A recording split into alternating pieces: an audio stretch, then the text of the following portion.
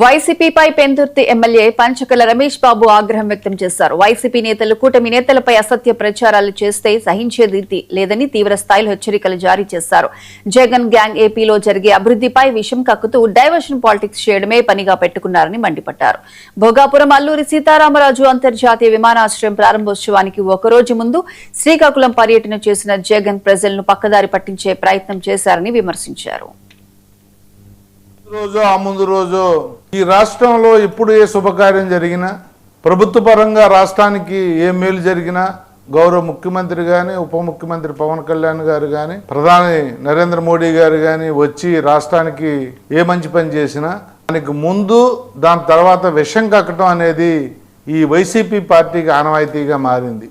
దురదృష్టం ఏంటంటే ఒక మంచి కార్యక్రమం తలపెట్టినప్పుడు దాని విలువ, దాని గౌరవం తగ్గే విధంగా ముందు రోజు ఆ ముందు రోజు ఆ ఏరియాలో ఏదో ఒక ఇష్యూ తీసుకుని డిస్టర్బ్ చేసి ఆ డైవర్షన్ పాలిటిక్స్, ఆ ఇష్యూకి ఎక్కువ మైలేజ్ రాకూడదు అనే ఒక ఆలోచనతో కార్యక్రమాలు చేయటం వైసీపీకి వెన్నతో పెట్టిన విద్య.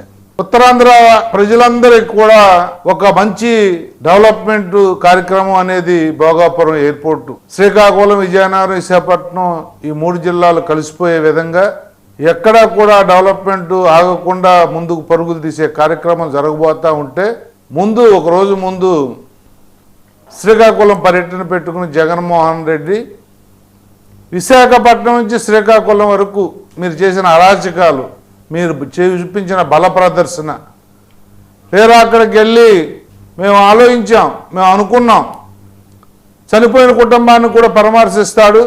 ఆ గొర్రెల కాపరి ఒక బీసీ కులానికి చెందిన వ్యక్తి, ఒక యాదవ కులానికి చెందిన వ్యక్తి, ఆయన కూడా జాలి చూపిస్తాడు, పరామర్శిస్తాడు అనుకుంటే కేవలం ఆయన పార్టీ